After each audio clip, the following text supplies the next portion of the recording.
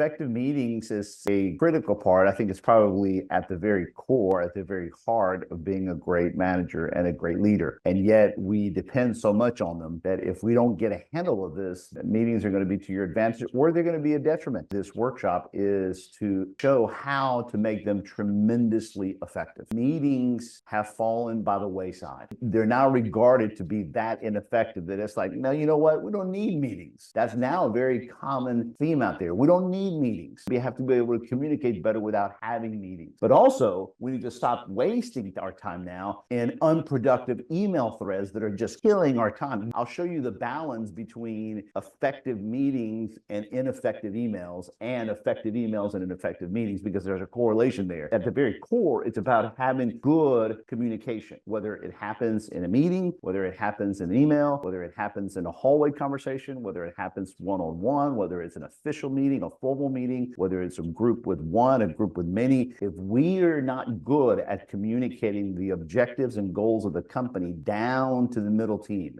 and then we bring that down to the frontliners, and the frontliners we implement and then find out what the problems are, and then we don't have anywhere to go talk about those problems, then all along, all those series of meetings that we're trying to make sure that flow of information is happening up and down and across departments, it's just going to fall apart. So that we move the chain. And if it gets disorganized, when it gets disorganized, we just simply know how to reset it and do it again. And when it gets disorganized, we know how to reset it and do it again. And we just need to make sure we train folks on how to be great facilitators in meetings. People can't just come into meetings and go, okay, so what are we here for? Even though 80% of the time people do come in like that, at least one person in the meeting needs to not have that approach. Somebody in each meeting needs to be a really good facilitator of meetings. Someone really needs to know how to move the conversation along, understanding what is it that we're trying to do, how much time do we have. Meetings is where things should happen, is where the magic should happen, is where clarity should go.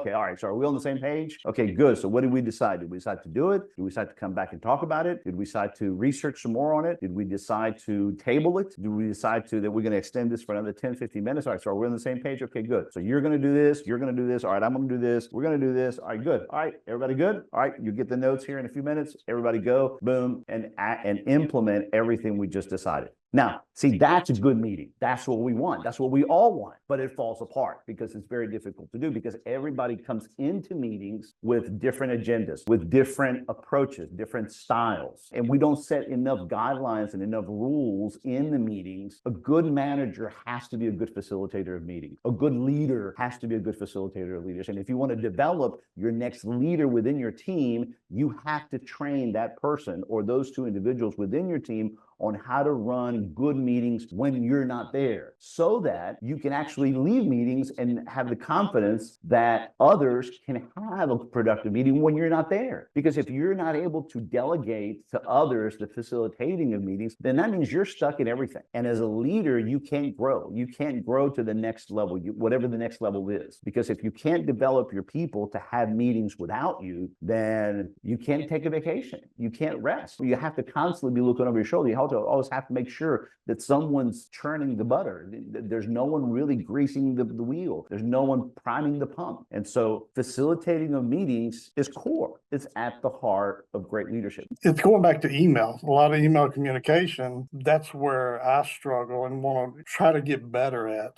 is maybe less emails, better communication verbally, and more effective meetings, I guess I would say. The overwhelming amount of the time, what I tell folks and what I practice myself is this, is don't make an email what should be a meeting, and don't make a meeting what should be an email. There is actually ribbons out there for fun, but also can be used to make the point that you can buy online. You can buy that says, congratulations for being this week's person who sent the most emails that should have been meetings. And then if you turn it around, it says, congratulations, you're this week's person who set up the most meetings that should have been emailed. And in corporate America, although that it's intended to be fun, that those banners, those winning banners, it's it's a real sad reality. The way we treat meetings, you go to a meeting and you quickly realize this could have been an email. We spent a lot of time discussing something that should have been done in an email. And the vice versa is true, is we tend to not call meetings, and so we send an email. And that latter habit is the most common. Hey, I've got to talk to Ingrid, I got to talk to Jeremy, I got to talk to Haley. So here's what I'm going to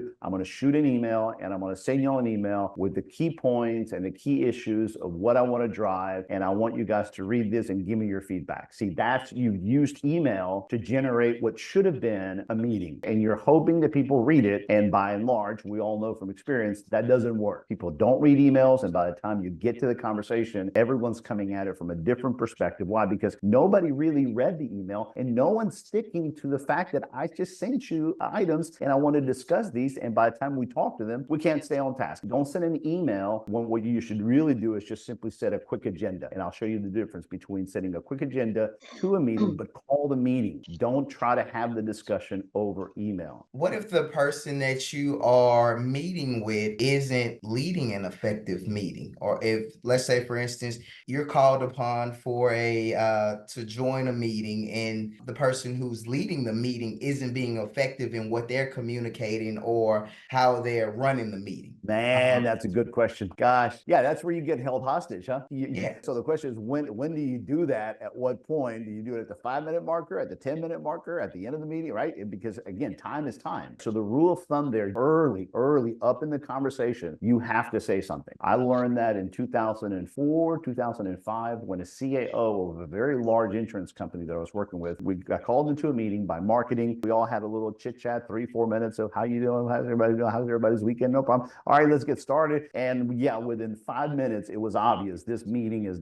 not very well set up because the marketing person kind of threw something out there very vague, general, and said, so what do y'all think? And so right as the conversation was going to happen, the CAO said, okay, hold on, guys, hold on. Let me ask this. Okay, who's got the agenda for this meeting? I need to know what the next 45 minutes are going to be about.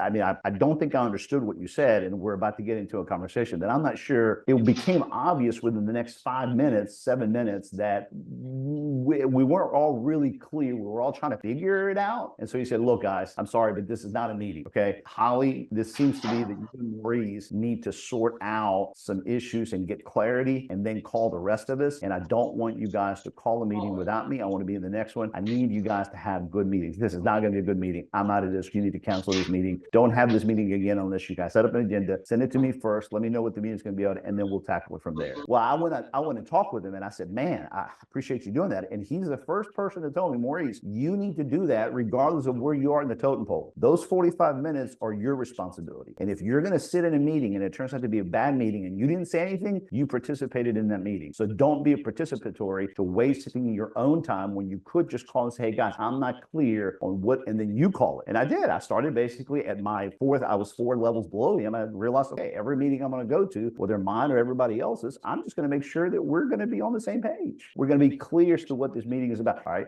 Hey, everybody, great job making it through this. Go to the next module. Let's get moving to the next levels. Good luck. And again, thank you for joining the program. Honored to help you.